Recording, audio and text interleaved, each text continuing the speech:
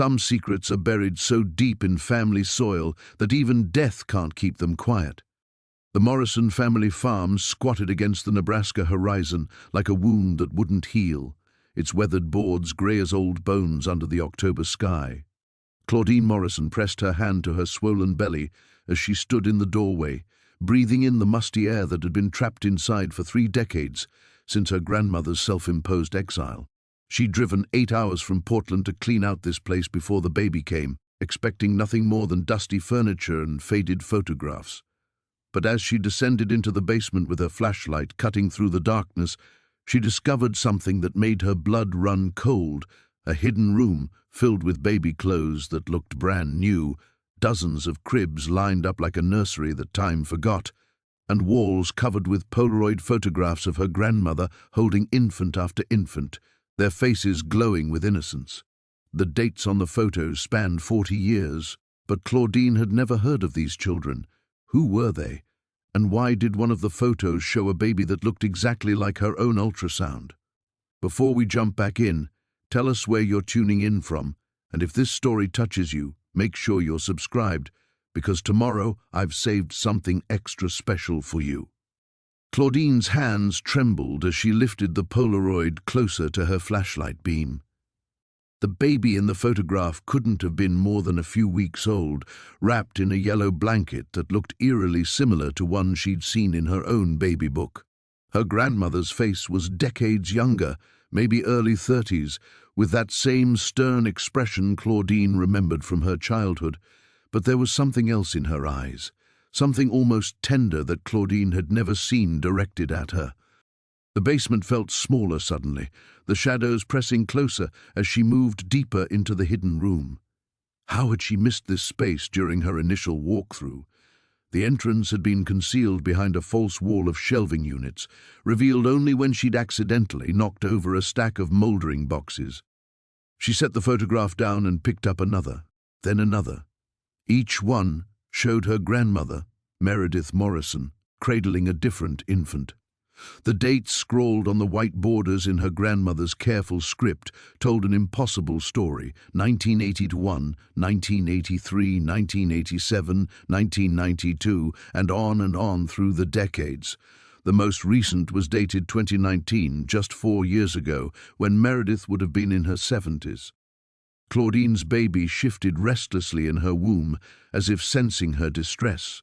She pressed her free hand to her belly, whispering the automatic reassurance she'd grown accustomed to offering. "It's okay, little one. Mama's just trying to figure out what Grandma Meredith was hiding down here." But even as she said the words, doubt crept in. Had Meredith Morrison ever really been her grandmother? The woman had always been distant, rarely visiting Portland, never showing much interest in Claudine's life. When Claudine's parents died in the car accident 15 years ago, Meredith hadn't even come to the funeral.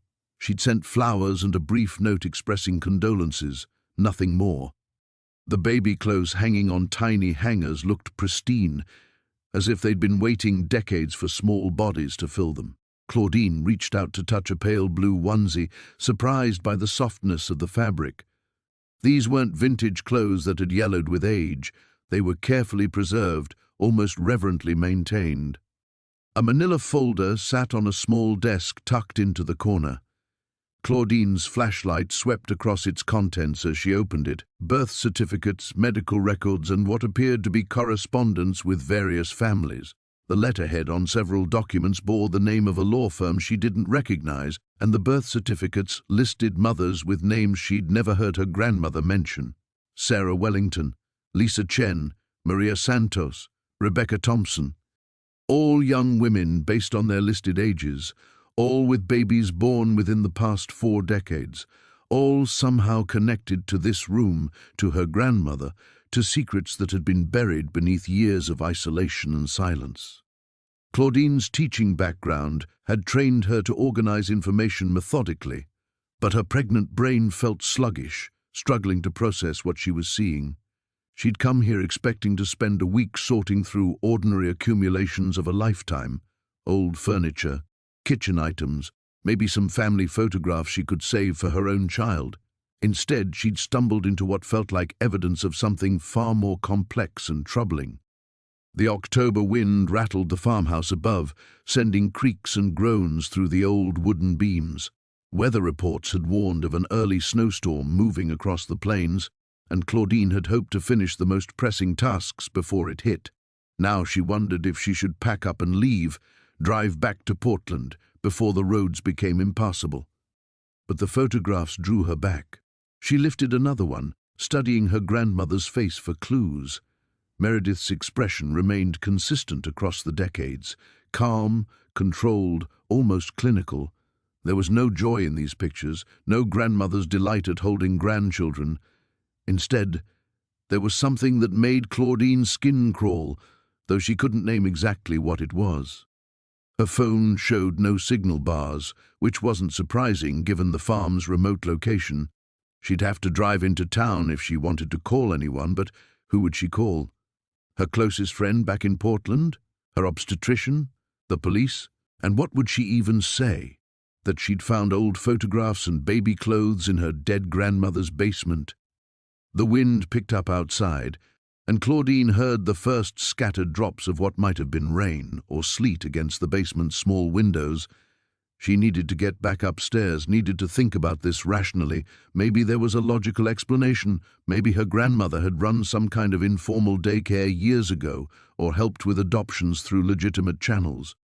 But as she gathered the photographs back into their neat stack, one more detail caught her attention. In the corner of each Polaroid, barely visible unless you looked closely, was a small notation in pencil. Not dates this time, but dollar amounts. $5,000, $8,000, $12,000. The numbers made her stomach lurch, sending a wave of nausea that had nothing to do with her pregnancy and everything to do with a growing certainty that she'd uncovered something terrible. Claudine's legs gave out, and she sank onto the basement's concrete floor, the photographs scattered around her like fallen leaves. The dollar amounts burned in her vision. $5,000, $8,000, $12,000, each number a terrible possibility she didn't want to acknowledge. Her baby kicked sharply, as if responding to her elevated heart rate, and she forced herself to take slow, measured breaths. Back in Portland, when her life made sense, she would have been finishing dinner about now. David would be grading papers at the kitchen table while she prepared lessons for her third-grade class, both of them stealing glances at the nursery they'd painted soft green last month. Wednesday evenings meant chamomile tea, pregnancy yoga videos, and discussions about baby names. Simple, predictable, safe. That world felt impossibly distant now, separated by more than just the 1,000 miles between Nebraska and home. She thought about David's face when she'd announced this trip, how his jaw had tightened with barely concealed frustration. "You're 7 months pregnant, Claudie. Can't the estate wait until after the baby comes?" But it couldn't wait. Not with property taxes due and the mortgage payments her grandmother had somehow been managing from her meager Social Security. Claudine had always been the responsible one, the person who handled family obligations because there was literally no one else left. Her parents' early death had made her fiercely independent, maybe too independent. David often joked that she'd rather wrestle a bear than ask for help, but it wasn't really a joke anymore. She'd promised him 5 days maximum. Clean out the house, meet with the realtor, handle the paperwork. Be home by Sunday with enough time to finish setting up the nursery before her next doctor's appointment. Now, sitting on the cold basement floor with evidence of something monstrous spread around her, those plans felt like artifacts from someone else's life. The woman who'd driven here on Monday morning had been excited about finally meeting her baby, nervous about balancing motherhood with her teaching career, worried about normal things like child-proofing outlets and finding good daycare. That woman hadn't known her grandmother might have been selling babies. Claudine's phone remained stubbornly silent, no signal bars despite her desperate need to hear David's voice. He'd be worried when she didn't call tonight as promised. By tomorrow, if the storm hit as predicted, he'd be frantic. David wasn't built for uncertainty. One of the things she loved about him was his steady, logical approach to problems. He fixed broken faucets and balanced checkbooks and researched car seats with the same methodical patience he brought to teaching high school chemistry. But there was no logical framework for this. No steady approach to discovering that the woman who'd raised her father, who'd sent stilted birthday cards and emergency checks when needed, might have been running some kind of illegal adoption operation for decades. The baby clothes hanging in their neat rows seemed to mock her preparations back home. She and David had spent hours in department stores, carefully selecting onesies and sleepers, debating organic cotton versus regular blends. They'd registered for a crib that would convert to a toddler bed, chosen a mobile with soft woodland creatures, painted the nursery walls the exact shade of sage green that would work for either a boy or girl. Everything had been chosen with love, anticipated with joy. These clothes felt different, sterile, waiting, purchased for children whose stories were reduced to dollar amounts in the corners of photographs. Her teaching instincts kicked in, the same organizational skills that helped her manage 28 third graders every day. She couldn't process this emotionally, not yet, but she could document what she'd found, make lists, create order from chaos. But first, she needed to get upstairs before the weather worsened. The basement felt increasingly claustrophobic, and her pregnancy had made her more sensitive to musty, enclosed spaces. The baby was moving restlessly, responding to her stress, and she needed fresh air and time to think. Carefully, she gathered the photographs back into their stack, her hands steadier now that she had a task to focus on. The manila folder went back to its position on the desk. Everything else, the clothes, the cribs, the toys arranged with disturbing precision, would have to wait until she could figure out what to do with what she'd discovered. The basement stairs creaked under her weight as she climbed back to the main floor, her flashlight beam dancing ahead of her. The house felt different now, charged with secrets instead of just abandonment. Every shadow seemed to hide additional mysteries, every closed door a potential repository for more evidence. Outside, the wind had picked up significantly, and she could see the first white flakes beginning to fall past the kitchen window. The weather service had been right about the early storm. By morning, the dirt road leading to the farmhouse might be impassable, trapping her here with whatever other secrets her grandmother had hidden in this place. The thought should have terrified her. Instead, as she placed one protective hand over her belly and stared out at the gathering storm, Claudine felt a grim determination settling over her like armor. She needed answers, and despite everything she had to lose, her safety, her peace of mind, her carefully planned future, she was going to find them. The snow was falling harder now, thick flakes that caught and swirled in the beam of her flashlight as Claudine stood at the kitchen window. The storm was moving faster than predicted, already coating the dead grass in a thin white blanket that would only deepen through the night. She watched her rental car disappearing under the accumulation and felt the last thread connecting her to her normal life begin to fray. She should leave. Pack up right now, drive through whatever snow had already fallen, and get back to the main highway before the roads became impassable. Call David from a hotel in Lincoln, tell him she'd found some old papers that needed professional sorting, make it sound mundane and manageable. Be home by Friday instead of Sunday, curl up in their familiar bed and pretend this hidden room full of secrets belonged to someone else's story.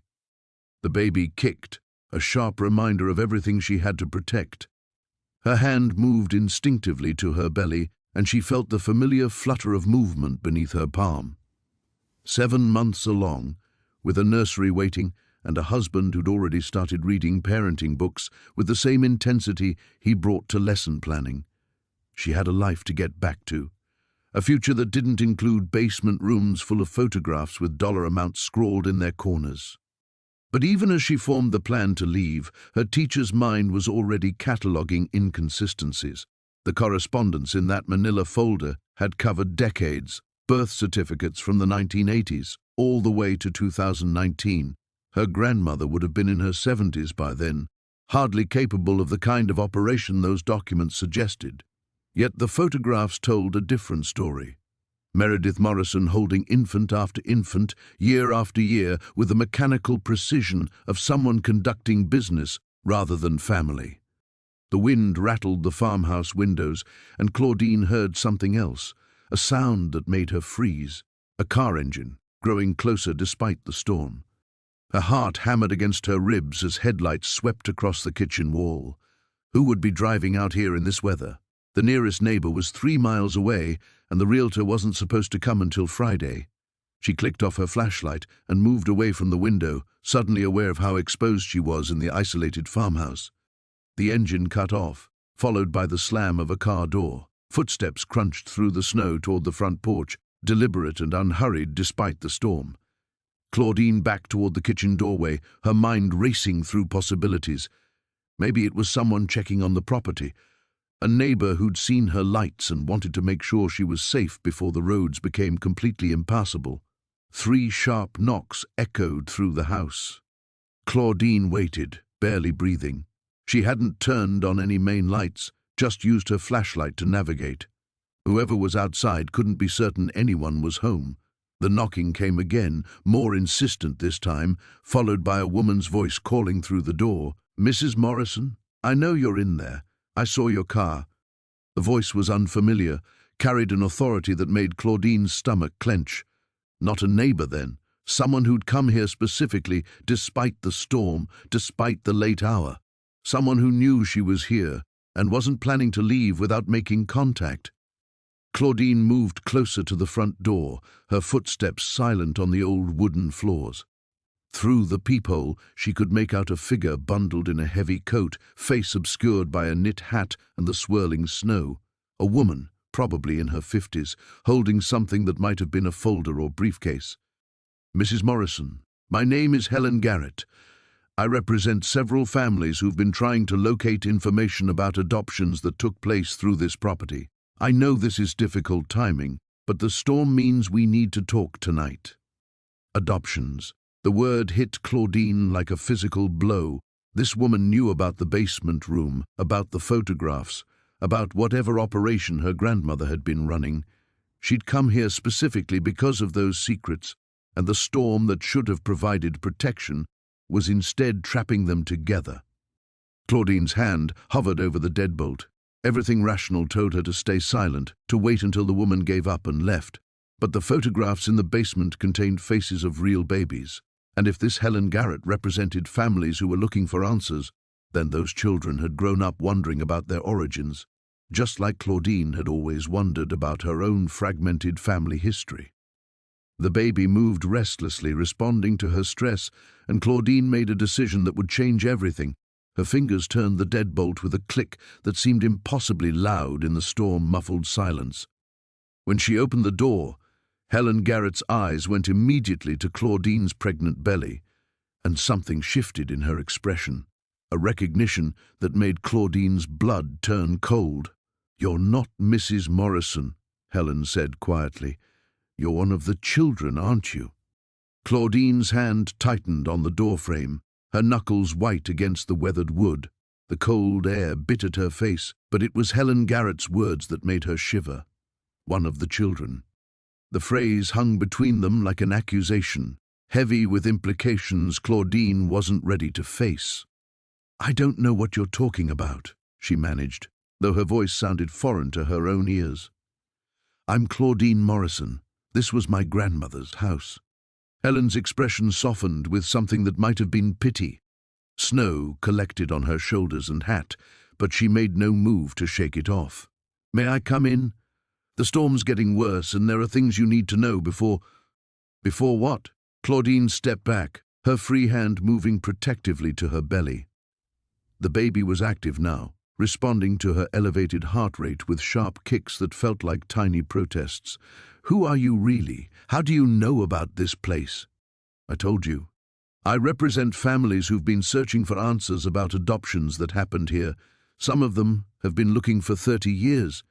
Helen's briefcase was getting dusted with snow, but she held it like it contained precious cargo. Your grandmother, Meredith Morrison, she helped broker private adoptions through this property from 1983 to 2019. The numbers aligned too perfectly with what Claudine had found in the basement. 36 years of photographs, of baby clothes arranged like shrines, of dollar amounts penciled in margins. Her legs felt unsteady, and she gripped the door harder to keep from swaying. "That's impossible. My grandmother was just... She lived alone. She barely spoke to anyone in the family." But even as Claudine said it, she heard the weakness in her own argument. What did she really know about Meredith Morrison's life? The woman had been a stranger, sending obligatory Christmas cards and birthday checks but never visiting, never sharing stories, never acting like the warm grandmother Claudine had secretly longed for. Helen took a small step closer, close enough that Claudine could see the earnestness in her weathered face. She was very careful about keeping her two lives separate. To the families she worked with, she was a facilitator who could match babies with loving homes when traditional adoption agencies couldn't help. To your family, she was just a reclusive widow who wanted to be left alone. "You're saying she was selling babies?" The words tasted bitter in Claudine's mouth. Behind her, the house creaked and settled, as if the old structure was responding to having its secrets exposed. "That's what you're really saying." "I'm saying she provided a service for desperate people on both sides. Young mothers who couldn't keep their babies, couples who couldn't adopt through conventional means." Helen's voice carried the practiced neutrality of someone who delivered difficult news many times before. Whether you call it selling or facilitating depends on your perspective. Claudine thought of the photographs, of her grandmother's clinical expression as she held infant after infant. There had been nothing maternal in those images, nothing that suggested she cared about the welfare of the babies beyond their value as commodities. "And you think I was one of them? One of these babies?" The question hung in the air between them, and Helen's hesitation was answer enough. The wind gusted, sending snow swirling between their faces, but Claudine barely felt the cold anymore. Everything inside her had gone numb except for the steady, rhythmic movement of her own baby, the child she and David had planned for, wanted desperately, prepared for with love and excitement. "I have documentation," Helen said gently. "Birth records that don't match what your family probably told you, medical records from a private clinic in Omaha that worked with your grandmother. I've been trying to reach out to families for years, but most people don't want to hear these kinds of truths." Claudine's mind raced through her own family history, looking for cracks in the narrative she'd always accepted. Her father had been an only child, born late to parents who'd struggled with infertility for years, a miracle baby, her grandmother had called him once, in one of their rare conversations. Claudine had always assumed that's where her own difficulties getting pregnant had come from, family history of fertility issues. But what if it wasn't family history at all? What if her father had been purchased as an infant, raised by people who'd paid Meredith Morrison for the privilege of parenthood? "I need to see what you have," Claudine heard herself saying, though part of her was screaming to slam the door, to refuse this knowledge that would unravel everything she thought she knew about herself. Helen nodded as if she'd expected this response. "That's why I drove out here tonight, despite the storm. I have files for 7 families connected to this property, including documentation about a baby boy placed in 1962. She paused, studying Claudine's face. "The birth date matches what would have been your father's birthday." The world tilted sideways, and Claudine had to grab the door frame with both hands to keep from falling. 61 years. Her grandmother had been running this operation for 61 years, and Claudine's entire family tree might be built on lies. "Come in," she whispered, stepping back into the house. "But I need you to understand. I'm 7 months pregnant, and I came here to clean out my grandmother's belongings. I'm not prepared for whatever you're going to tell me." Helen stepped across the threshold, shaking snow from her coat. "I don't think anyone's ever prepared for this kind of truth." The front door clicked shut behind Helen Garrett, with a finality that seemed to seal Claudine's fate. There was no pretending this was a social visit or a case of mistaken identity. The woman standing in her grandmother's entryway carried herself with the weight of someone who'd delivered life-altering news before, and the briefcase in her hands contained documents that would either destroy everything Claudine believed about her family or confirm her worst fears. "The living room," Claudine said, gesturing toward the front of the house. Her voice sounded hollow in the storm-muffled silence. "There's still some furniture in there." They moved through the darkened hallway, their footsteps echoing on the old wooden floors. Claudine clicked on a table lamp, grateful when it actually worked, casting a circle of warm light that pushed back the shadows but couldn't touch the chill that had settled deep in her bones. Helen settled into the faded armchair across from the couch, her briefcase balanced on her knees like a shield. "Before we begin," Helen said carefully, "I want you to know that I've been doing this kind of work for 15 years. I've reunited biological families, helped adopted children find their birth parents, uncovered documentation that agencies lost or destroyed. I know how devastating this information can be." Claudine lowered herself onto the couch, one hand automatically moving to support her belly. The baby had quieted, as if sensing the gravity of the moment. 15 years. How long have you known about this place?" 3 years. I was hired by a family in California whose son was adopted privately in 1995. They'd been searching for his birth mother for decades, following paper trails that kept leading back to Nebraska, to this property. Helen's fingers drummed against the briefcase's handle. "When I started digging deeper, I found connections to 6 other cases, all private adoptions, all facilitated through Meredith Morrison." The names still felt foreign when applied to the illegal activities Helen was describing. Claudine's grandmother had been a phantom in her life, present enough to send obligatory holiday cards but absent from every birthday party, graduation, and family gathering. She'd been the relative they mentioned in passing, the one who'd chosen isolation over connection, whose death had been marked more by relief than grief. "The documentation in the basement," Claudine said slowly. "You know about that too." Helen's eyebrows rose slightly. "You found her records room? Most people would have missed it entirely." She leaned forward and something in her expression sharpened. "What exactly did you find down there?" Claudine described the hidden space behind the furnace, the decades of baby clothes arranged with disturbing precision, the photographs with dollar amounts penciled in their corners. As she spoke, she watched Helen's face for signs of surprise or disbelief, but the woman simply nodded, as if Claudine was confirming information she already possessed. "The photographs are why I had to come tonight," Helen said when Claudine finished. "Despite the storm, despite knowing you're not prepared for this. Because if you've seen them, you know this wasn't just about money or helping desperate families. The scale of it, the organization, the sheer number of children who passed through here, this was a business." The word hung between them like an indictment. Claudine thought of her own preparations for motherhood, the careful research into pediatricians and daycare centers, the hours spent reading about child development and safety guidelines. Every decision had been motivated by love, by an overwhelming desire to protect and nurture the life growing inside her. Her grandmother had reduced children to transactions. "You said you have documentation about my father," Claudine said, surprised by the steadiness of her own voice. "Show me." Helen opened her briefcase with practiced efficiency, withdrawing a manila folder that looked remarkably similar to the one Claudine had found in the basement.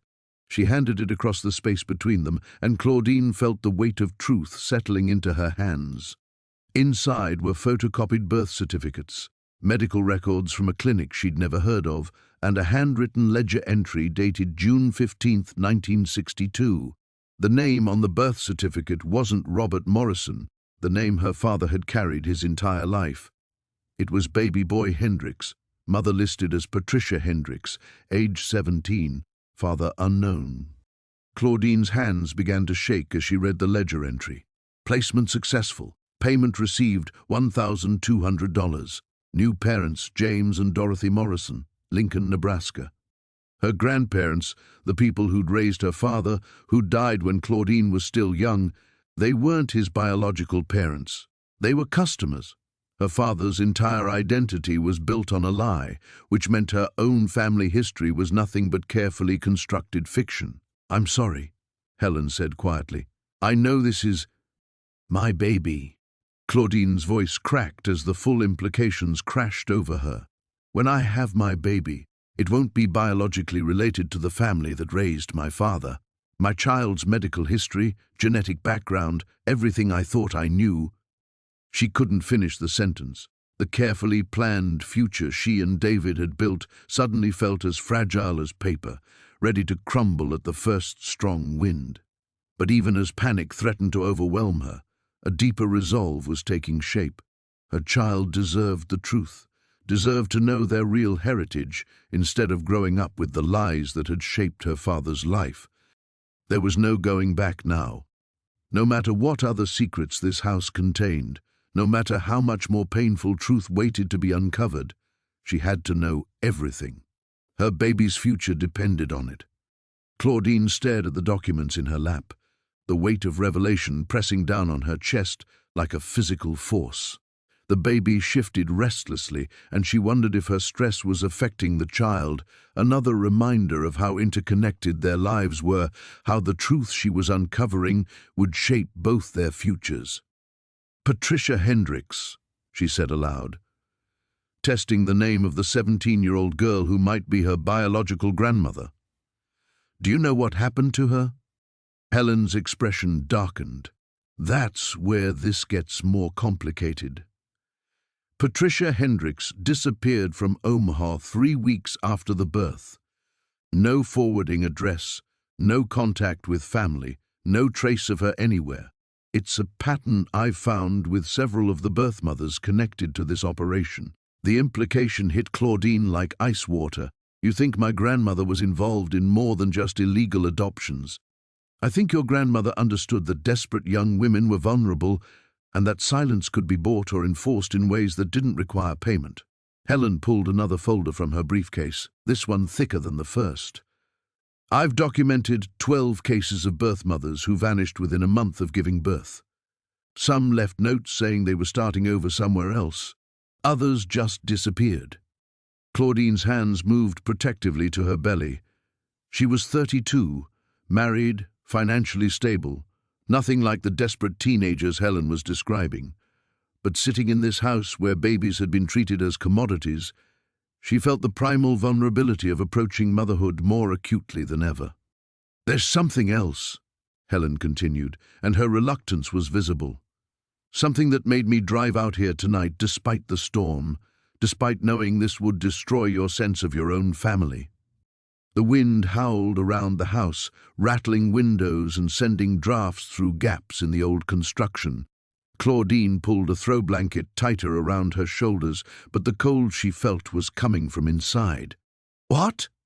Helen opened the second folder and withdrew a photograph that made Claudine's breath catch in her throat. It showed a young woman, maybe 25, with dark hair and features that looked disturbingly familiar. The woman was holding a baby, but unlike the clinical poses in her grandmother's collection, this image radiated love and desperation in equal measure. "This is Sarah Chen," Helen said quietly. "She gave birth here in March 2019. The baby was placed with a family in Denver within 48 hours, but Sarah never left the property." Claudine's blood turned to ice. "What do you mean she never left?" "I mean, her car was found abandoned at a rest stop 60 miles from here, but security footage from the gas station shows she never stopped there. Her cell phone went dead the night she gave birth. Her family filed a missing persons report, but the local sheriff, who I suspect was taking payments from your grandmother, concluded she'd chosen to disappear rather than deal with the trauma of giving up her child." The photograph trembled in Claudine's hands. Sarah Chen had her father's nose, the same slight cleft in her chin that Claudine saw in her own mirror every morning. "You think we're related?" "I think Sarah Chen was your half-sister, and I think she came here looking for answers about her own adoption, just like you're doing now." Ellen leaned forward, her voice urgent.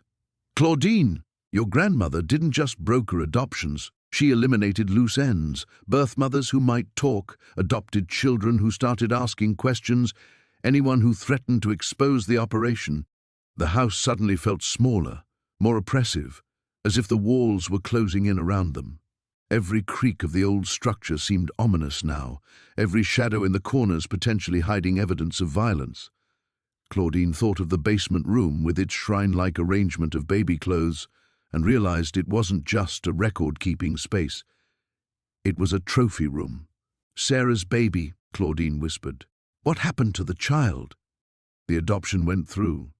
The family in Denver has no idea their daughter's birth mother is missing, presumed dead. They think they're part of a beautiful story about a young woman who made a loving choice for her child's future."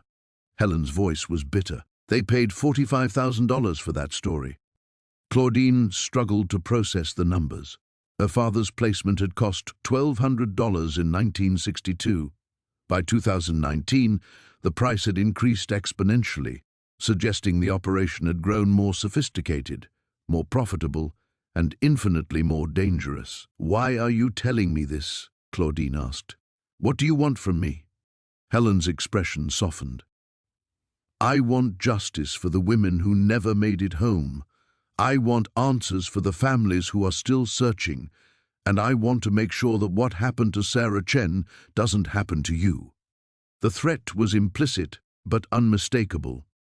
Claudine wasn't just uncovering family secrets. She was following in her half-sister's footsteps, asking dangerous questions about an operation that had killed to protect itself.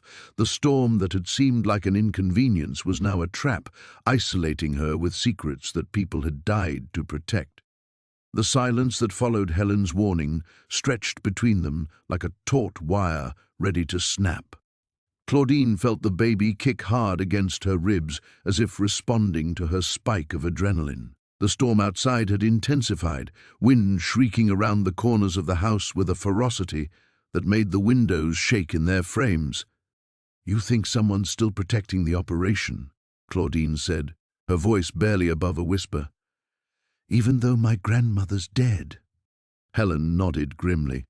60 years of illegal adoptions generates a lot of money, but it also creates a web of complicity. Doctors who falsified birth certificates, lawyers who processed fraudulent paperwork, officials who looked the other way. Your grandmother's death doesn't necessarily end their exposure. Claudine's mind raced through the implications. If Helen was right, then her presence here wasn't just about settling an estate. She was a potential threat to people who had spent decades covering their tracks. The isolation that had seemed peaceful when she arrived now felt sinister, the storm cutting off any possibility of quick escape or outside help. "The sheriff you mentioned," she said, pieces clicking together. "Is he still in office?" "Sheriff Thomas Brennan, 38 years on the job, planning to retire next spring." Helen's expression was grim. "He's the one who classified Sarah Chen as a voluntary missing person despite evidence suggesting otherwise. He also happened to purchase a new boat and cabin on Lake McConaughey 2 months after your grandmother's last known adoption placement." The corruption ran deeper than Claudine had imagined. This wasn't just about one woman's illegal activities, it was an entire system designed to protect a profitable criminal enterprise, and now she was trapped in the center of it, 7 months pregnant and completely vulnerable. "I need to call my husband," Claudine said, reaching for her phone. The screen showed no signal, just the mocking emptiness of dead air. The storm must have knocked out the cell tower, or someone cut the phone lines, Helen said quietly. "The landline's dead too. I checked before you answered the door." Terror crystallized in Claudine's chest. She struggled to her feet, her pregnant body moving awkwardly as she went to the front window and peered through the curtains. The snow was falling so heavily she could barely make out Helen's car in the driveway, but beyond it, she thought she saw another set of headlights in the distance, stationary and watching. "There's someone out there," she breathed. Helen joined her at the window, her face pale in the lamplight. "How long have they been there?" "I don't know. I thought it might be my imagination." Claudine's hands were shaking as she gripped the curtain edge. "What do we do? We can't drive in this storm, and if they've cut the phone lines—" "We prepare," Helen said with sudden decisiveness. She moved to her briefcase and withdrew something that made Claudine's eyes widen. A small silver pistol that looked almost delicate in the older woman's weathered hands. "I stopped being naive about these people after I found what was left of Sarah Chen's belongings." "You found her belongings?" Claudine's voice cracked. "Where?" "Burned in a trash barrel behind the barn. Clothes, identification, even the hospital bracelet from when she gave birth. Helen checked the pistol's safety with practiced efficiency, but whoever destroyed them missed something important. Her phone had automatically backed up her photos to the cloud, including pictures she took inside this house. Pictures of what? The basement room you found, but also other spaces you probably haven't discovered yet. Helen's eyes were hard as flint. Your grandmother kept detailed records, Claudine, not just of adoptions, but of what happened to birth mothers who became problems. Sarah found those records. The implications crashed over Claudine like a physical blow. If such records existed, they represented evidence of multiple murders spanning decades. And if Sarah Chen had found them, it explained why she'd never left the property alive. Where are these records? Claudine asked, though part of her was terrified to know the answer. Based on Sarah's photos, there's another hidden room in the basement, behind the water heater, accessible through a panel that looks like part of the wall. Helen moved to the lamp and switched it off, plunging them into darkness. And if I'm right about who's been watching this house, we don't have much time before they decide we've learned too much. In the sudden darkness, the storm seemed louder, more violent, but underneath the wind's howling, Claudine heard something else, the distant sound of car doors slamming. The watchers had grown tired of waiting. "How many bullets?" she whispered. 6, plus 1 spare magazine. Helen's voice was steady, but Claudine could hear the fear underneath. It might not be enough. Claudine thought of her baby, of the future they'd planned together, of David waiting at home completely unaware that his wife and child were trapped in a nightmare. The terror threatened to paralyze her, but underneath it, a fierce maternal protectiveness was rising. Whatever happened next, she would not let her child become another victim of her grandmother's legacy. "Show me where the other room is," she said. "If we're going to die here, I want to know the whole truth first." Helen led the way through the darkened house, her footsteps careful but purposeful as they navigated toward the basement stairs. Claudine followed, one hand trailing along the wall for balance, the other pressed protectively against her belly. Every creak of the floorboards beneath their feet seemed to echo like gunshots in the oppressive silence. "Stay close," Helen whispered as they reached the basement door. "And if something happens to me, there's a root cellar entrance on the north side of the house. The storm will provide cover if you can reach it." The basement felt different in the darkness, more claustrophobic, heavy with the weight of secrets that had festered here for decades.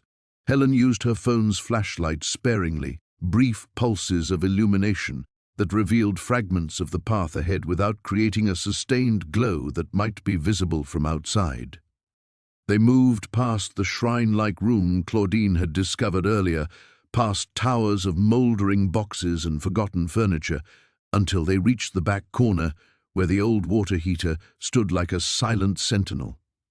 Helen ran her hands along the wall behind it, searching for something invisible in the darkness. "Here," she breathed, and Claudine heard the soft click of a hidden mechanism. A section of the wall, perfectly camouflaged to look like aged wood paneling, swung inward to reveal a space beyond. The smell hit them first, a nauseating mixture of decay, chemicals, and something metallic that made Claudine's stomach lurch. Helen's flashlight beam swept across the hidden room, revealing a space that transformed Claudine's understanding of her grandmother's crimes from calculated greed into something far more monstrous. File cabinets lined one wall, their drawers partially open to reveal hanging folders thick with documentation. But it was the opposite wall that made Claudine's knees buckle. Polaroid photographs were tacked to a corkboard in neat rows, each image showing a different young woman. Some were smiling, holding babies with desperate hope in their eyes. Others looked terrified, clearly taken without consent. Each photograph had a date written in the corner, and a red X marked through the faces of approximately half the women.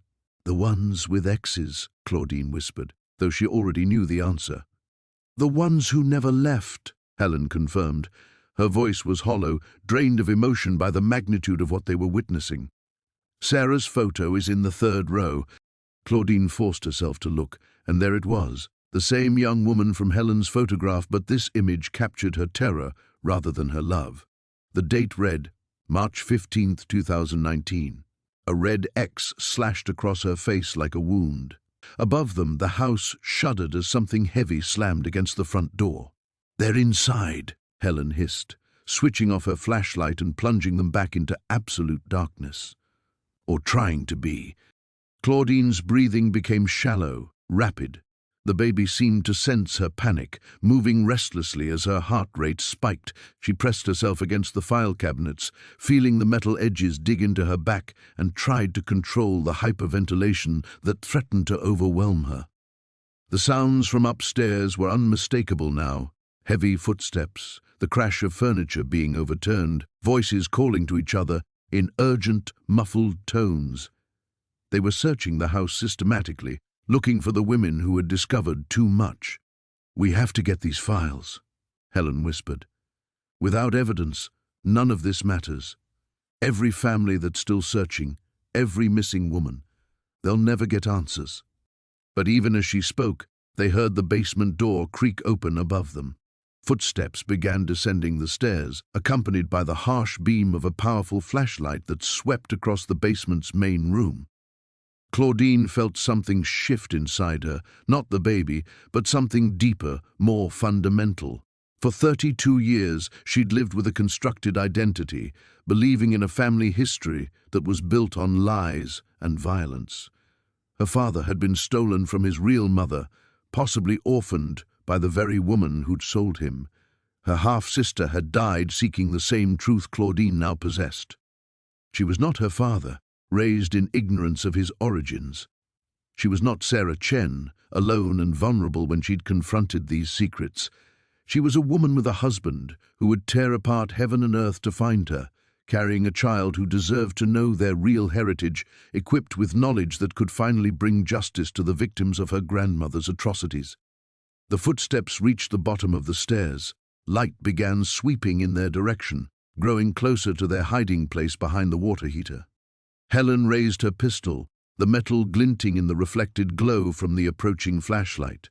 Her hand was steady, but they both knew 6 bullets wouldn't be enough against multiple attackers. "When I start shooting," Helen breathed against Claudine's ear, "you run for that root cellar. Don't look back, don't stop, don't try to help me. Get out of here and make sure this story gets told." The light reached the water heater. In seconds, their hiding place would be discovered. Claudine closed her eyes and prepared to run for 2 lives. The dark moment.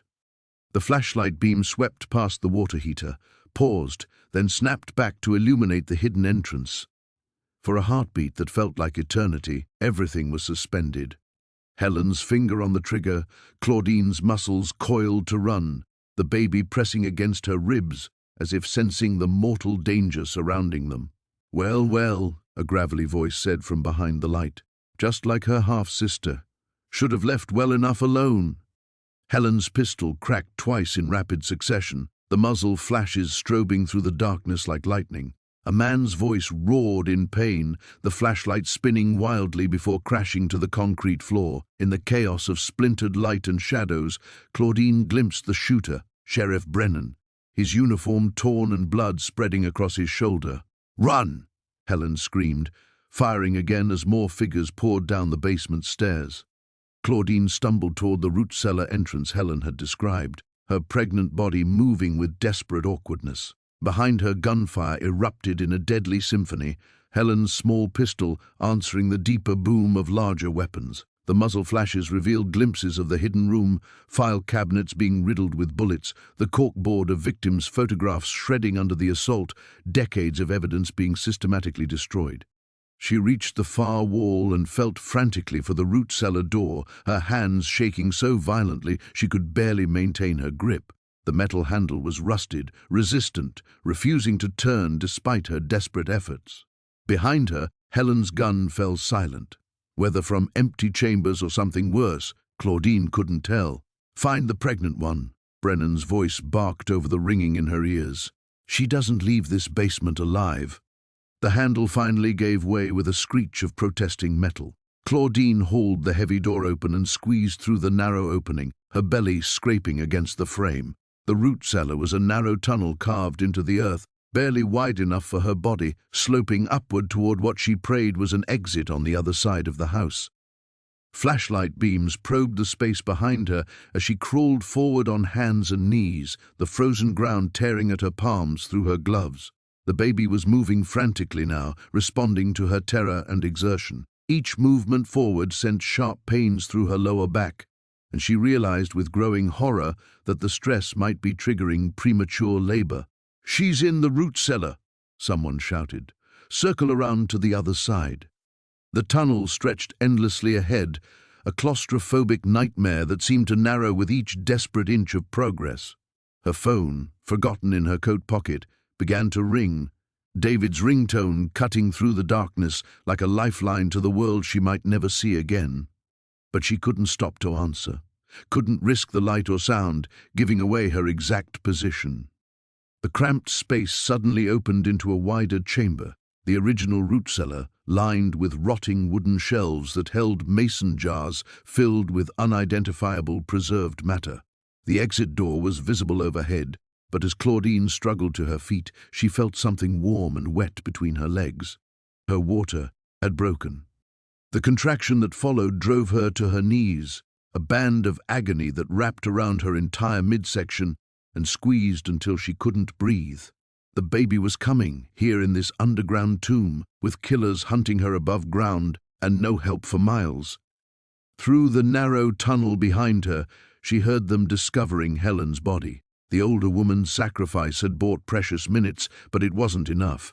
They were already breaking down the root cellar's exterior door, the sound of splintering wood echoing through the chamber like death knells.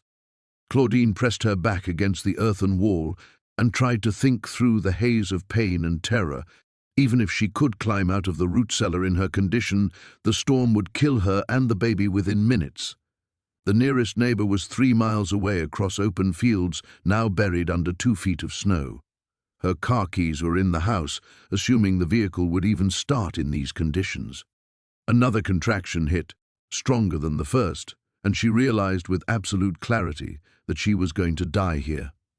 Just like Sarah Chen, just like all the other women whose photographs had been marked with red X's, she had learned too much about secrets that powerful people would kill to protect. The only difference was that she would take her unborn child with her. The exterior door burst open, sending a cascade of snow and frigid air into the chamber. Boot steps thudded on the wooden ladder as multiple figures descended into what would become her tomb. "Found her!" Brennan's voice called out, tight with pain from his wounded shoulder but triumphant nonetheless. "Looks like we're going to have ourselves a 2-for-1 special tonight." Brennan's flashlight beam cut through the chamber like a blade, pinning Claudine against the earthen wall. 2 other men flanked him, one she recognized as Deputy Martinez from her earlier encounter, the other a stranger in civilian clothes whose dead eyes suggested this wasn't his first execution. 37 years, Brennan said, descending the ladder with careful steps, his wounded shoulder making him favor his left side. 37 years your grandmother's operation ran without a hitch. Then you had to come poking around where you don't belong. Another contraction seized Claudine, and she bit back a scream of pain. The baby was coming whether she lived or died, and the irony wasn't lost on her. She was about to give birth in the same place where her grandmother had likely murdered dozens of other mothers. "You want to know the truth?" Brennan continued, his voice conversational despite the gun in his hand. "Your precious grandmother didn't just steal babies. When the birth mothers started asking questions, getting suspicious, threatening to go to authorities in other counties, we had to clean up her mistakes." The civilians stepped forward, and Claudine saw the shovel in his hands. They'd come prepared to bury her here, in this forgotten space beneath the earth where no one would ever think to look. "Sarah Chen was the worst," Martinez added, his young face twisted with something that might have been guilt or excitement. "Kept detailed records of everything. Phone calls to other mothers, photographs, even started mapping out the adoption network. Real thorough investigator." Claudine's phone buzzed again. David calling, probably frantic with worry as the storm worsened and she failed to answer. The sound made all three men tense, weapons rising. "Turn it off," Brennan ordered. With trembling fingers, Claudine pulled out the phone. David's name glowed on the screen, and for one desperate moment she considered answering, screaming into the device, hoping somehow he could trace the call or alert authorities. But these men controlled the local authorities. Her death would be ruled an accident, just another tragedy of a pregnant woman caught in a blizzard. As she stared at the phone, something clicked in her mind, not about escape or survival, but about truth. The photos Helen had taken in the basement, the files documenting decades of crimes, Sarah Chen's cloud-backed evidence, all of it could disappear tonight. But her phone contained her own photos from the past few days, text messages to David describing what she'd found, even the conversation with Helen about the adoption ring. "I said turn it off," Brennan snarled, stepping closer.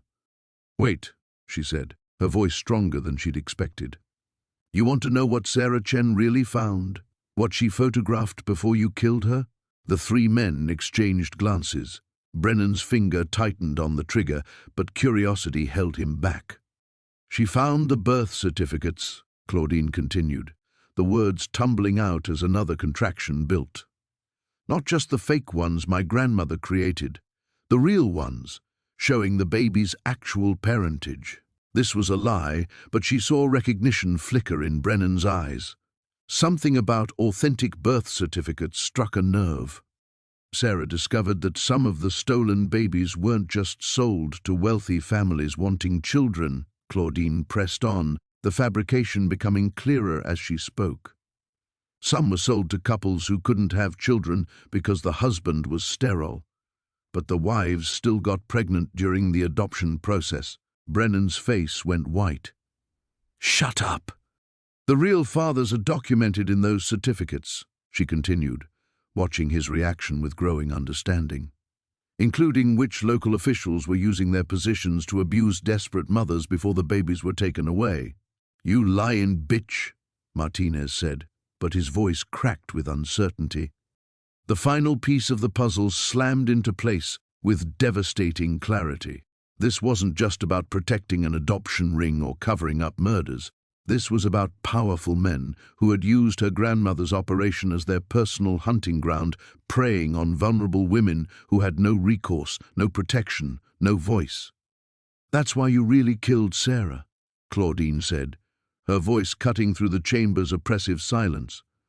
"Not because she threatened the adoption ring, because she found evidence of systematic rape by the very officials supposed to protect these women."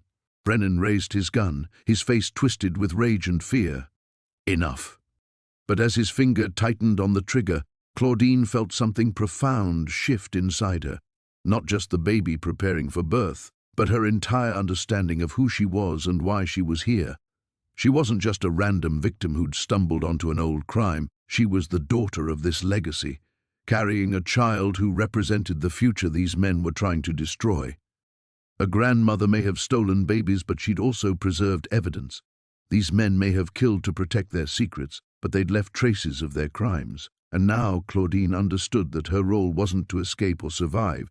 It was to ensure the truth survived, even if she didn't.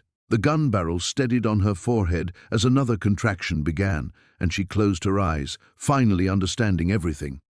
The explosion came from above, not gunfire, but the thunderous crash of the farmhouse's front door being torn from its hinges. Heavy boots pounded across the floors overhead, accompanied by voices shouting commands in the clipped, professional tones of law enforcement. FBI. Building is surrounded. Brennan's gun wavered as his head snapped toward the ceiling.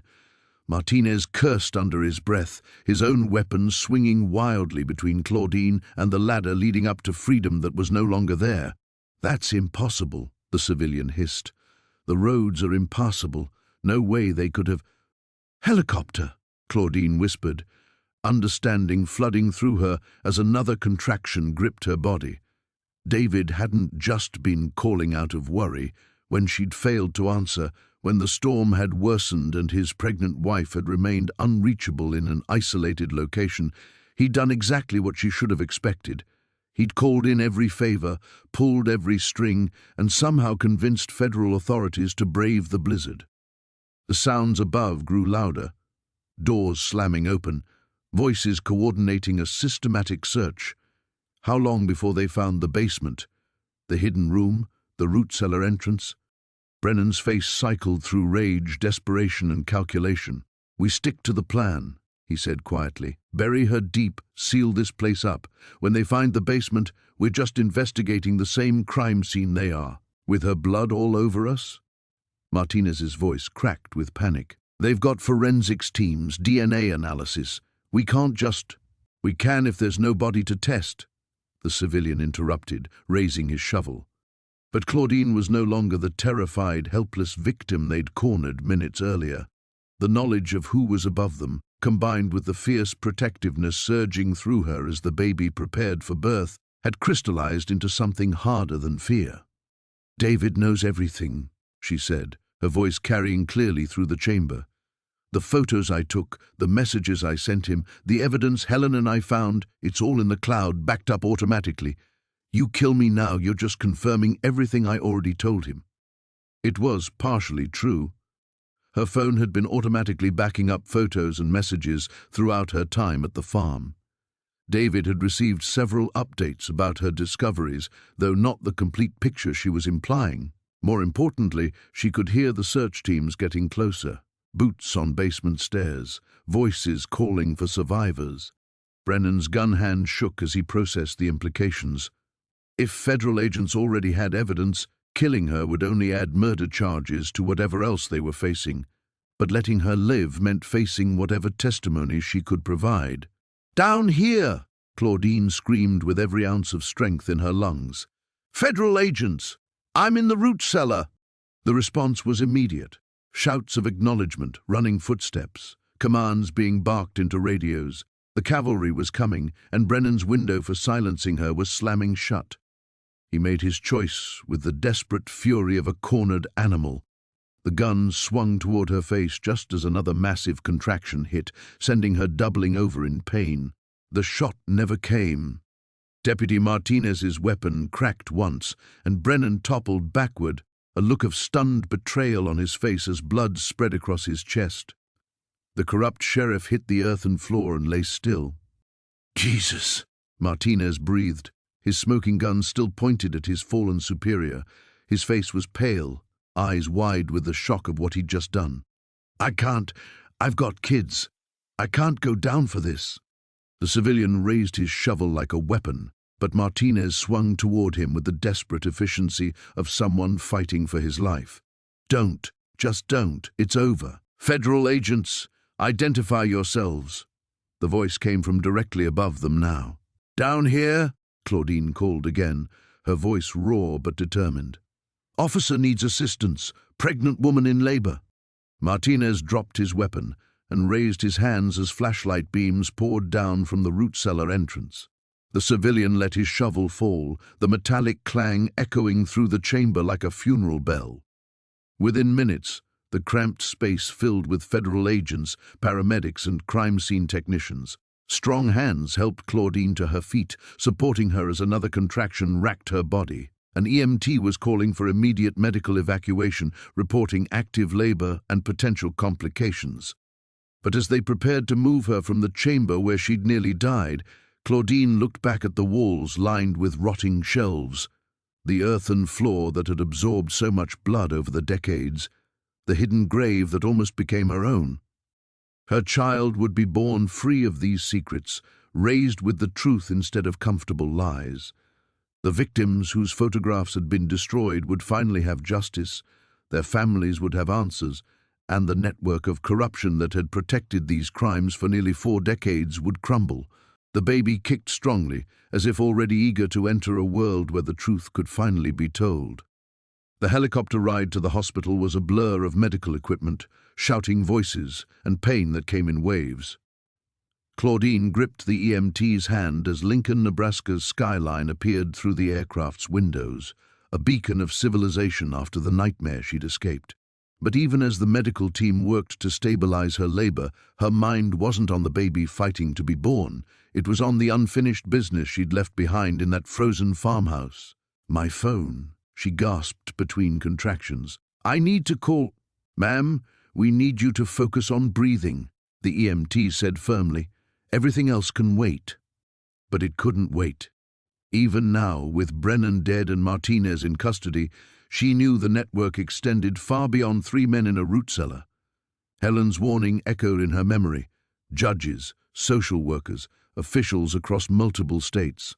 The adoption ring had survived for nearly 4 decades because it had roots everywhere, tentacles reaching into every level of authority that should have protected vulnerable mothers and their children. The hospital's emergency entrance rushed toward them, and Claudine was transferred to a gurney with practiced efficiency. David appeared at her side as they wheeled her through corridors that blazed with fluorescent light. Such a stark contrast to the basement's oppressive darkness that she had to shield her eyes. "Thank God," he breathed, his face haggard with worry and exhaustion. "When you stopped answering, when the storm got worse, I called everyone I could think of, the FBI, state police, even contacted your principal to see if you'd mentioned specific concerns about the farm." She squeezed his hand as another contraction peaked. "The evidence," she managed. "Helen Carver, she's dead, David. They killed her, but she saved me. All those files, the photographs." "The federal team is securing everything," he assured her. "Agent Morrison, no relation, said they found the hidden room, recovered what they could from the damaged files. Your photos from earlier, the messages you sent me, they're building a comprehensive case." But Claudine knew it wouldn't be enough, not nearly enough. As they reached the delivery room and medical staff began preparing for what would clearly be an immediate birth, she grabbed David's shirt and pulled him close. "Listen to me. This goes deeper than what we found at the farm. Sarah Chen was investigating a network, not just my grandmother's operation. Other counties, other states. Her research. Did the FBI recover her files? Baby, you need to focus on, did they recover her files?" The words came out sharp, desperate. David's expression shifted as he recognized the fierce determination in her eyes. This was the same woman who'd driven into a blizzard to face her family's secrets, who'd survived an underground execution chamber through sheer will. Labor wasn't going to stop her from finishing what she'd started. "Agent Morrison mentioned they're working with Seattle PD to access Sarah's cloud storage," she said. "But Claudine, the immediate threat is over. Brennan's dead, Martinez is talking, and—" "No." She shook her head as medical staff bustled around them, checking monitors and preparing equipment. "Martinez is small time. Brennan was local muscle. The real power, the people who've been protecting this operation for 40 years, they're still out there. The baby was coming whether she was ready or not, her body taking over as nature demanded. But her mind was already racing ahead to what came next. The hospital stay, the recovery period, the inevitable media attention when news of the discovery broke. She would have a platform, a voice that people would listen to because of what she'd survived. "I need you to contact Sarah Chen's editor," she said, gripping David's hand so tightly her knuckles went white. "The journalist she was working with on the adoption story. Get me everything Sarah had compiled about similar cases in other states." "Claudine, I need you to research other unsolved disappearances of birth mothers from the 1980s and 1990s, women who vanished after giving up children for adoption. Cross-reference with my grandmother's travel records, her medical supply orders, anything that shows she was operating beyond Nebraska." The pushing phase began, and with it came a clarity that cut through the physical pain. She understood now why she'd been drawn back to the farm, why she'd felt compelled to dig into secrets everyone else wanted to leave buried. It wasn't just about learning her own origins or settling her grandmother's estate. She was pregnant, carrying new life, and that meant she couldn't turn away from the truth about what had happened to other mothers, other children. The baby fighting to be born represented everything her grandmother's victims had lost, the chance to raise their children, to know them, to love them openly, instead of wondering forever what had become of them. "This doesn't end with arresting a few corrupt local officials," she gasped, as the medical team urged her to push. "We're going to find every family that was torn apart, every mother who was told her baby died, every child who grew up not knowing their real identity." The baby crowned, and Claudine felt the future shifting, realigning itself around this moment of truth and birth and justice, finally within reach. Her daughter was about to be born into a world where secrets could no longer hide in the dark. The baby's first cry pierced the delivery room like a battle cry, fierce and defiant and absolutely perfect. As the medical team worked to clear her airways and check her vitals, Claudine felt something fundamental shift inside her, not just the physical relief of birth completed, but the crystallization of purpose that had been building since she'd first discovered those photographs in her grandmother's basement. "She's beautiful," David whispered, tears streaming down his face as he watched their daughter take her first breaths. 10 fingers, 10 toes, absolutely perfect. But even as Claudine held her baby for the first time, feeling the incredible weight of new life in her arms, her mind was already racing ahead to the work that lay before them. This child would grow up knowing her true identity, surrounded by love instead of lies. But how many others had been denied that same chance? Agent Morrison appeared in the doorway, his federal badge catching the harsh hospital lights. He was younger than Claudine had expected, with the kind of intense focus that suggested this case had become personal for him too. "Mrs. Morrison. Sorry, Ms. Morrison. I hate to intrude on this moment, but we've recovered additional evidence from the farmhouse. Martinez is providing detailed testimony about the local network, but we need to discuss the broader implications of what you've uncovered." Claudine adjusted the baby's blanket with one hand while gesturing for the agent to continue with the other. The fierce protectiveness she'd felt in the root cellar had only intensified with her daughter's birth. Every child deserved what she was holding, the certainty of being wanted, loved, protected. Sarah Chen's files contained references to at least 6 other states where similar operations were suspected, Morrison continued. Iowa, Kansas, Missouri, Oklahoma, Colorado, and South Dakota.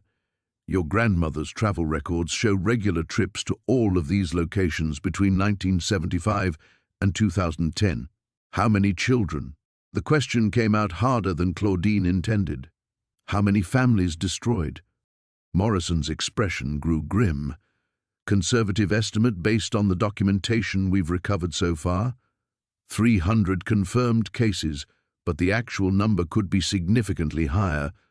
Many of the early records were deliberately destroyed. 300 stolen babies. 300 mothers who'd believed their children had died or been placed in loving homes, never knowing they'd actually been sold to the highest bidder. 300 adoptive families who might not have known they were participating in trafficking, and others who'd paid premium prices specifically because they didn't want to ask questions. The baby stirred in Claudine's arms, her tiny face scrunching with the effort of adjusting to this bright, noisy world. Looking down at her daughter, Claudine felt the full weight of what her grandmother had stolen from so many families, not just children but entire futures.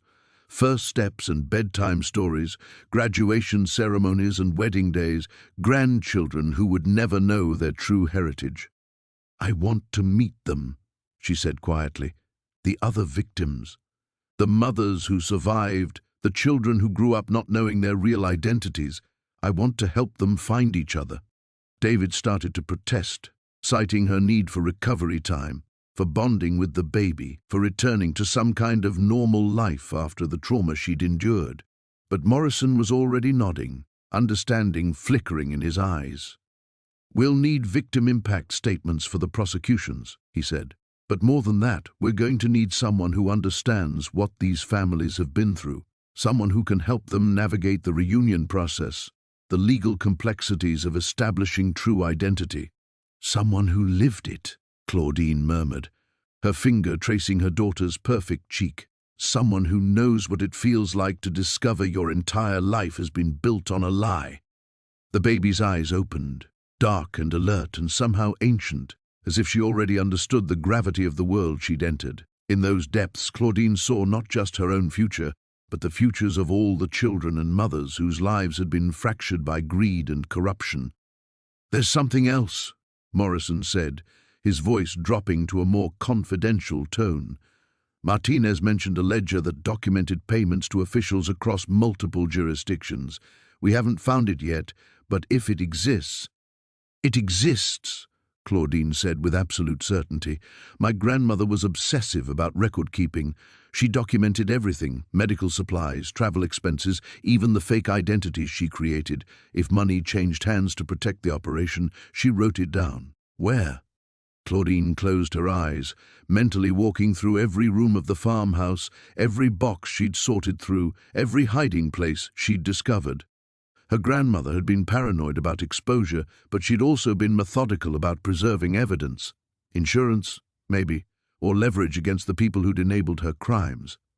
"The storm cellar," she said suddenly.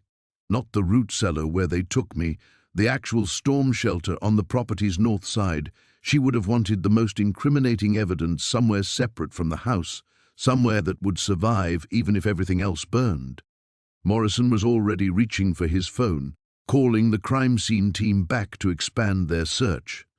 As he stepped away to coordinate the operation, David leaned closer to Claudine, his expression torn between admiration and concern. "Are you sure about this, taking on something this big, with everything we've got ahead of us?" Claudine looked down at their daughter, then back at her husband. "I'm sure because of everything we've got ahead of us. She deserves a world where the truth matters more than comfortable lies." The final test wasn't surviving the root cellar or even giving birth under impossible circumstances. It was choosing to use everything she'd learned, everything she'd endured, to ensure that justice finally reached every family torn apart by her grandmother's crimes. As Morrison stepped back into the hospital room 40 minutes later, his face carried the grim satisfaction of a hunter who'd finally cornered his prey. In his hands was a weathered leather ledger, its pages yellowed with age, but the entries still clearly visible. "Storm cellar, just like you said," he announced, setting the book on Claudine's bedside table. "Your grandmother kept meticulous records of every payment, every favor, every official who looked the other way for the right price." Claudine shifted the baby to one arm and reached for the ledger with her free hand.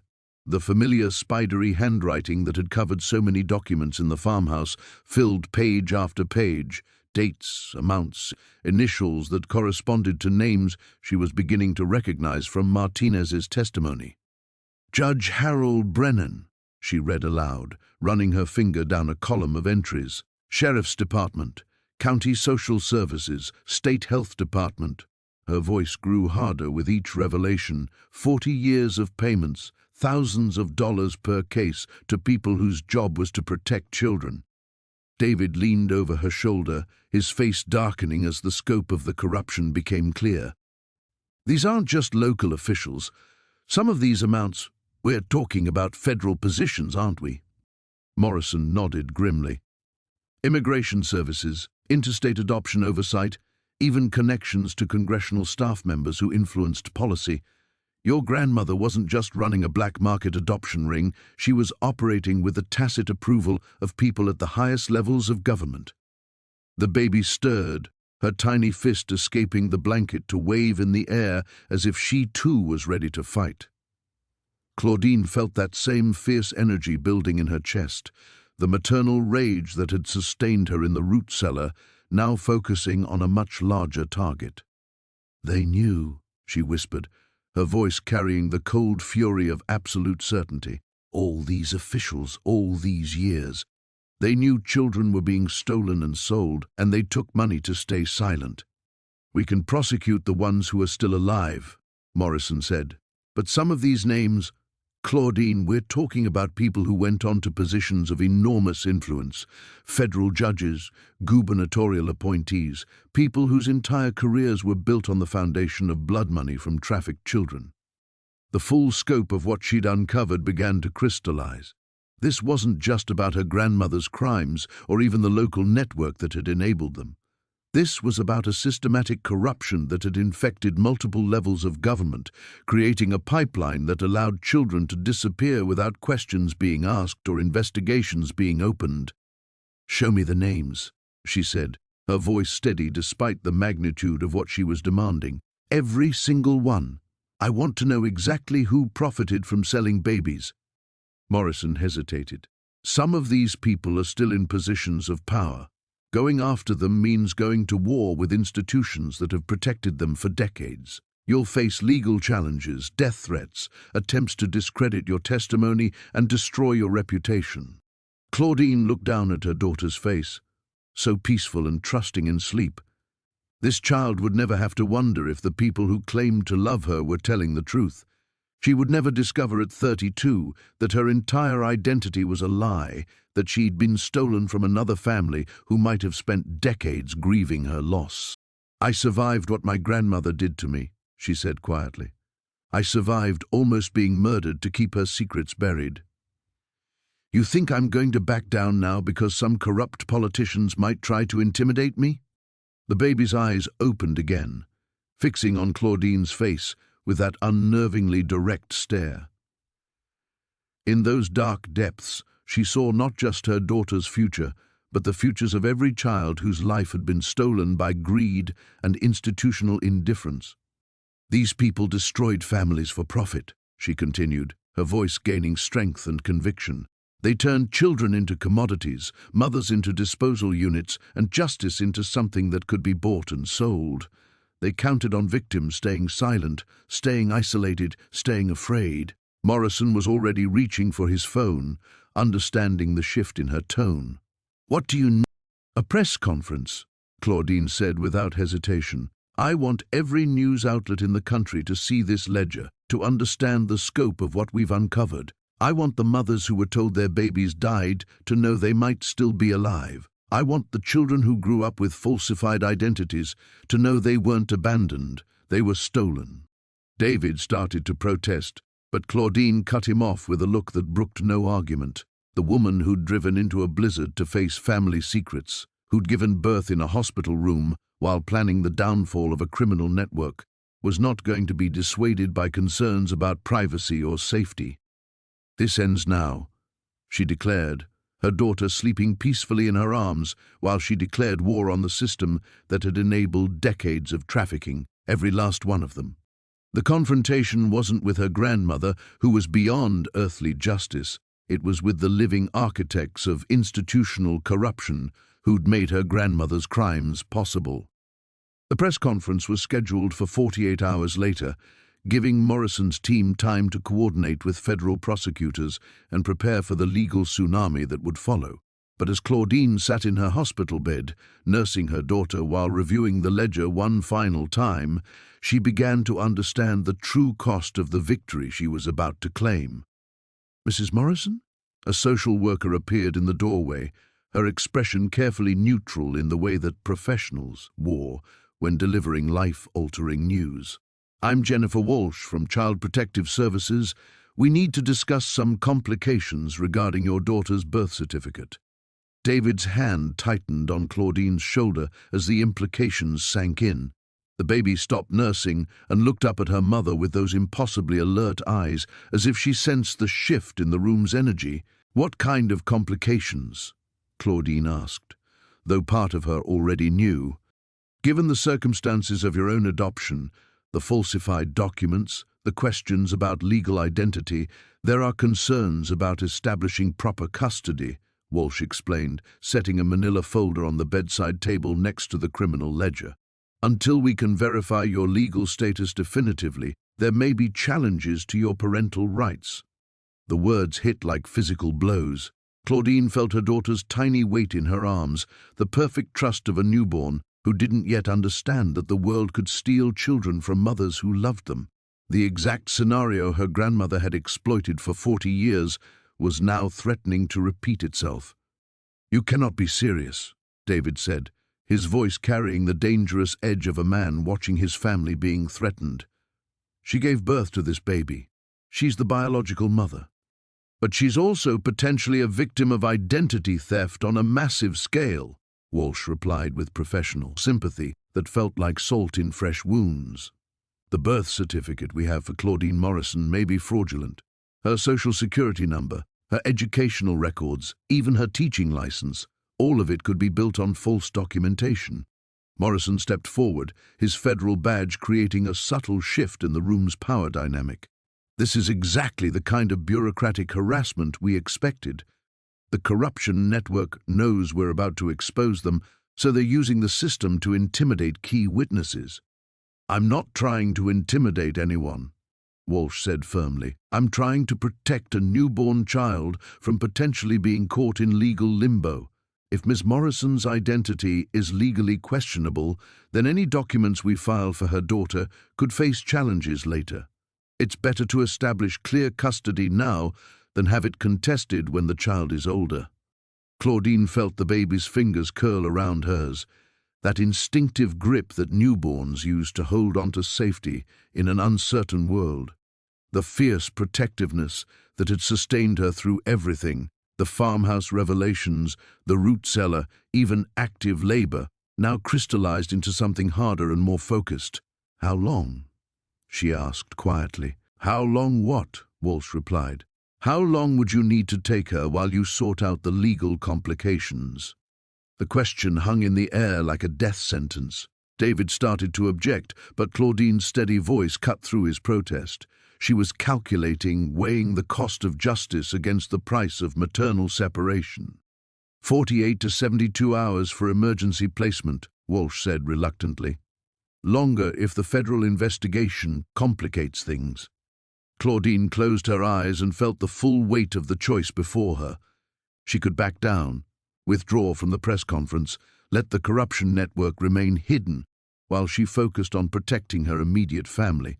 The ledger would still lead to prosecutions, but without her testimony, without her willingness to be the public face of the scandal, many of the powerful figures involved would escape consequences. Or she could move forward, knowing that doing so would mean surrendering her newborn daughter to the same broken system that had failed so many families before.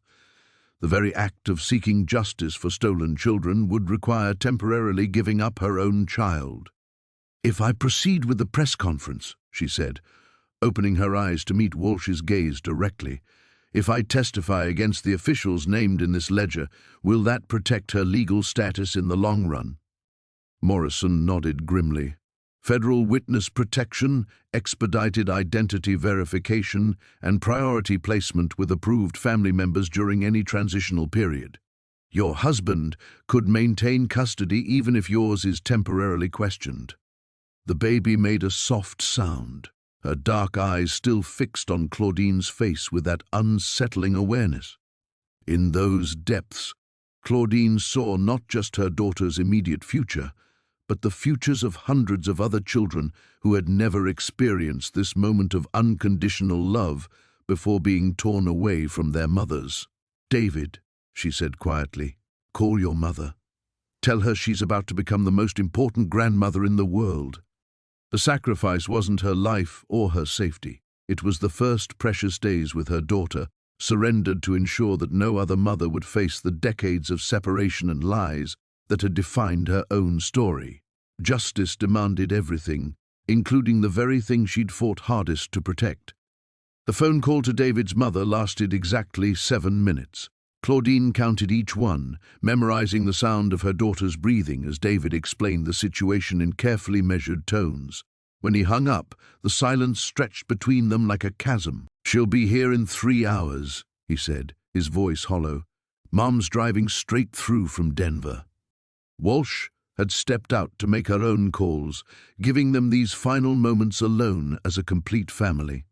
The baby had fallen back asleep, her tiny chest rising and falling with the absolute trust of someone who didn't yet know that safety could be temporary.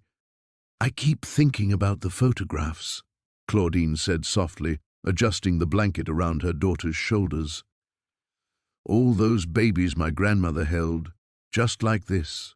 Their mothers probably had moments exactly like this one, believing they were safe, believing love would be enough to protect them." David sat on the edge of the hospital bed, his hand covering both of theirs. "This is different. We know what we're fighting. We have allies, legal protection, a clear timeline for getting her back. Do we? Claudine's voice carried no accusation, only the bone-deep weariness of someone who'd learned that institutions could be bought and twisted beyond recognition. That ledger proves the corruption goes all the way to federal levels. How do we know the people promising to protect her aren't in those pages? Morrison had been standing quietly by the window, giving them space for this private devastation. Now he turned back toward them, his expression carefully controlled. "I ran preliminary checks on Walsh and her supervisor," he said. "Clean records, no connections to any of the names in your grandmother's ledger. The placement will be monitored by agents I personally trust." It should have been reassuring. Instead, it felt like another reminder of how thoroughly her grandmother's crimes had poisoned every system meant to protect families. Trust had become a calculated risk rather than a natural instinct. The baby stirred, her dark eyes opening to focus on Claudine's face with that unnervingly direct gaze. For a moment, mother and daughter regarded each other in perfect silence, two people who'd shared the same body for 9 months, now facing their first separation. "I'm not abandoning you," Claudine whispered, her thumb tracing the baby's cheek. "I'm making sure you grow up in a world where the truth matters more than comfortable lies, where children can't disappear just because someone with money wants them." The words were as much for herself as for her daughter. Every maternal instinct screamed against what she was about to do, but beneath that biological programming lay something harder and more purposeful. The same determination that had driven her to clean out the farmhouse, to dig through her grandmother's secrets, despite the growing horror of what she might find. Walsh returned with a stack of paperwork and the kind of gentle efficiency that probably helped families through the worst moments of their lives. "Mrs. Morrison is en route from Denver. We'll arrange the transfer at her home rather than through an institutional facility. Your daughter will never be in the general foster system." "What's her name?" David asked suddenly, looking down at the baby they'd been calling her and the baby since birth. "She needs a name before—" Claudine had been avoiding this moment, the act of naming that would make the separation feel more real and more devastating. But looking into those ancient eyes, she knew exactly what her daughter should be called. "Grace," she said without hesitation. "Grace Morrison. Because she's the grace note at the end of a 40-year symphony of lies." The baby, Grace, made a soft sound that might have been agreement or simply the random vocalizations of a newborn. But her eyes remained fixed on her mother's face, as if memorizing it for the days ahead. 2 hours later, David's mother arrived with the controlled panic of someone trying to appear competent, while her world shifted beneath her feet.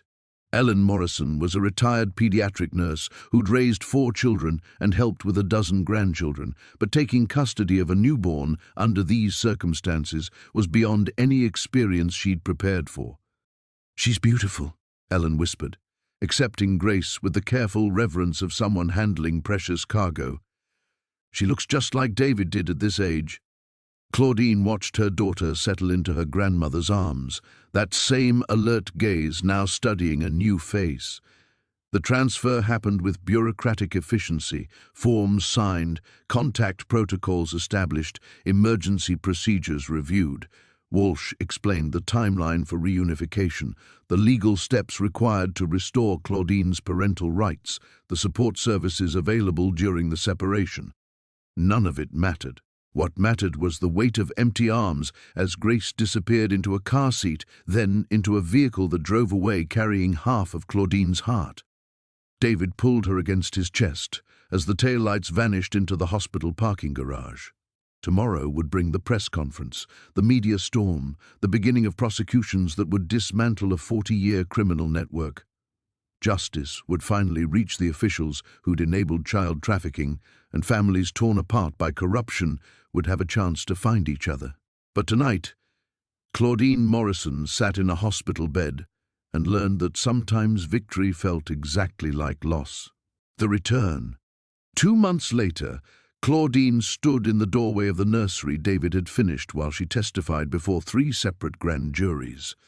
Pale yellow walls, white furniture, a mobile with dancing farm animals that played a gentle lullaby, everything they'd planned during those innocent weeks when her biggest worry was choosing the right crib mattress.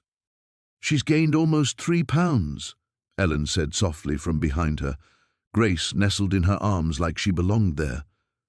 "The pediatrician says she's perfect." Claudine turned to study her daughter's face, searching for signs of the separation in those dark eyes that still seemed to hold ancient wisdom. Grace looked back with the focused attention of a baby discovering the world, showing no recognition of the woman who'd carried her for 9 months. "She doesn't know me," Claudine whispered, the words cutting deeper than any courtroom cross-examination. "She will," David said firmly, though his own voice carried uncertainty. "The lawyer said babies this young don't suffer permanent attachment disruption from short separations." The legal terminology felt clinical and cold. Grace hadn't suffered attachment disruption. She'd been raised by loving grandparents who'd video-called every day, who'd followed every feeding and sleeping schedule to the letter, who'd provided more stability than most children ever experienced. But she'd also spent her first 2 months of life learning that the face she'd known in the womb wasn't the one that appeared at 3 a.m. feedings. Walsh had called that morning with the official news. All identity challenges dropped, parental rights fully restored, case closed with prejudice against any future bureaucratic harassment. The corruption network was in full collapse, 17 arrests, including 2 federal judges and a former state attorney general. The press conference had triggered exactly the media storm Morrison had predicted, but also something more powerful, other victims coming forward. 63 families have been reunited, Ellen said, settling into the rocking chair David had bought during those first terrible days. 63 children who thought they were orphans, now talking to biological parents for the first time. Some of them are in their 40s. The numbers should have felt like vindication. Instead, Claudine found herself calculating the cost, not just her own separation from Grace, but the decades of loss that could never be recovered. Birthdays missed, first words unheard, graduations celebrated by strangers who'd bought children like luxury items. Grace made the soft cooing sound that had become familiar through daily video calls, her tiny fingers grasping at the mobile's dangling sheep. She'd learned this sound, this gesture, this particular way of examining the world while Claudine was in Washington giving testimony that would reshape federal adoption oversight. "I keep thinking about my real mother," Claudine said, accepting Grace when Ellen offered her. The baby settled against her chest with the adaptability of infants, but without the immediate recognition she'd shown Ellen. Somewhere out there, a woman spent 32 years believing her baby was dead. Because of what my grandmother did, because of the officials who took money to falsify death certificates. "You've thought about trying to find her?" David asked carefully. They'd discussed this during those late-night phone calls between testimony sessions, but always in theoretical terms. Morrison's team had offered to search using the genetic databases and adoption records they'd seized, but Claudine had hesitated, overwhelmed by the prospect of adding another layer of complexity to a life already turned inside out. Grace represented the future, a chance to build a family based on truth rather than lies. Searching for her birth family meant diving back into the past that had nearly destroyed her. Grace's eyes found hers, that steady gaze carrying none of the immediate recognition she'd felt in the delivery room. This was a baby learning her mother's face from scratch, forming new neural pathways that would eventually override whatever confused attachment patterns the separation had created. "I want to go back," Claudine said suddenly. The words surprised her as much as they surprised David and Ellen. "To the farmhouse. There might be records we missed, clues about my original identity." "Claudine," David started, but she shook her head. "Not to stay. Not to live in the past, but I need to close that circle properly." She looked down at Grace, who was studying her face with the serious concentration of someone solving important puzzles. "She deserves to know the whole truth, not just the parts we've managed to piece together." The farmhouse had been sealed as a crime scene for weeks. then released back to the estate when the investigation moved beyond physical evidence. Claudine owned it now, inheritor of the property where she'd been held captive, where she'd nearly died, where her daughter had been born in defiance of 40 years of buried secrets. "We could turn it into something good," she said, the idea crystallizing as she spoke. A center for reunification services, a place where families torn apart by trafficking could come to heal. Grace made another soft sound, her fingers closing around Claudine's thumb with the instinctive grip of a baby claiming her mother. Finally, recognition, acceptance, the beginning of trust rebuilt from scratch. Claudine Morrison had left for Nebraska as a pregnant woman, cleaning up family mysteries. She'd returned as a mother who understood that some victories required rebuilding everything from the foundation up, including love itself, the new beginning. Spring came early to Nebraska that year, turning the farmhouse fields into an ocean of green that bore no resemblance to the snow-covered wasteland where Claudine had nearly died 6 months earlier. She stood on the front porch, Grace balanced on her hip, watching the construction crew frame out the new wing that would house the Morrison Family Reunification Center. "Mama," Grace babbled, her vocabulary expanding daily as she approached her first birthday. The word still sent a jolt of pure joy through Claudine's chest. Recognition finally achieved, trust rebuilt one day at a time. The farmhouse itself had been gutted and transformed. Gone were the cluttered rooms and hoarded belongings that had hidden decades of secrets. In their place, bright offices and meeting spaces designed specifically for the delicate work of reconnecting families torn apart by trafficking.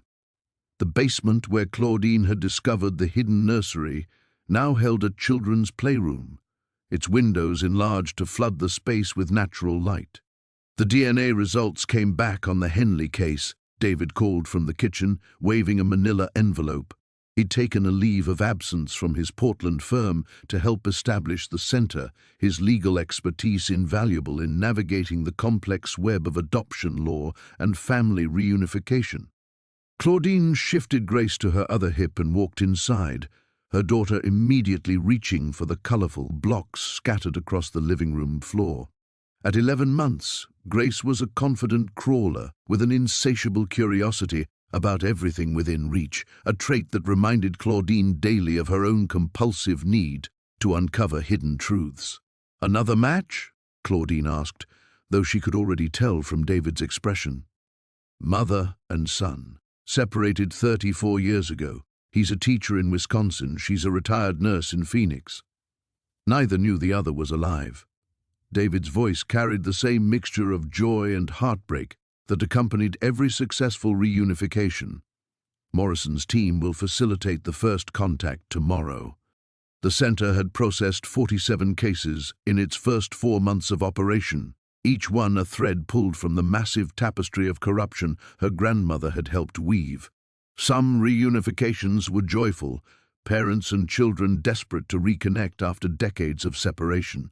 Others were more complicated, involving families that had grieved, moved on, and struggled to integrate sudden biological relatives into carefully constructed new lives. Grace babbled something that might have been Dada and pulled herself up against the coffee table, her legs still wobbly but determined. Every milestone felt like a small miracle to Claudine, who'd learned not to take any moment of development for granted. "Any word from Morrison about the Portland connection?" she asked, settling onto the floor beside Grace. The investigation had continued expanding even after the initial prosecutions.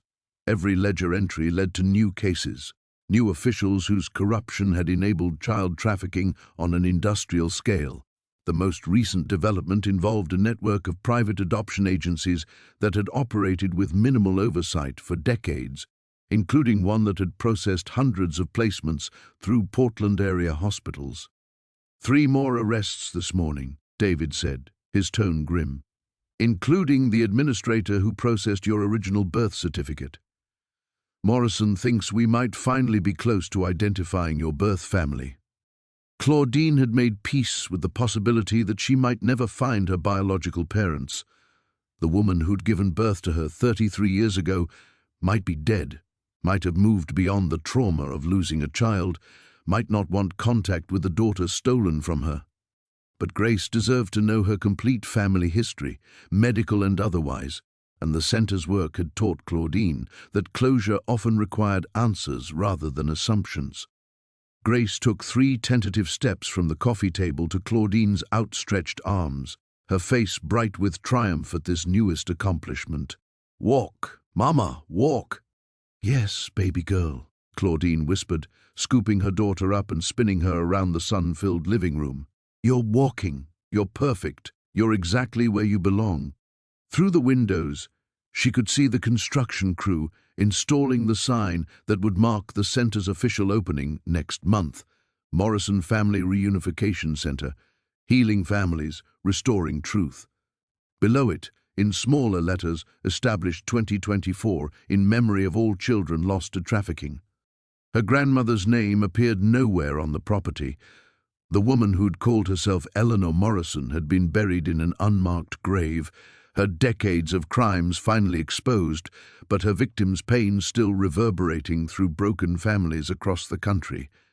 Claudine had chosen to honor the stolen children rather than memorialize their captor. As evening approached and Grace settled into her bedtime routine, Claudine found herself on the porch again, looking out over land that had once hidden terrible secrets. Tomorrow would bring new cases, new families desperate for answers, new opportunities to transform decades-old trauma into healing. Grace fell asleep in her arms as the sun set over the Nebraska plains, her breathing steady and trusting. Claudine Morrison had returned to this place as a victim seeking truth. She remained as a mother building something better, a future where love wasn't stolen but freely given, where children grew up knowing exactly who they were and where they belonged.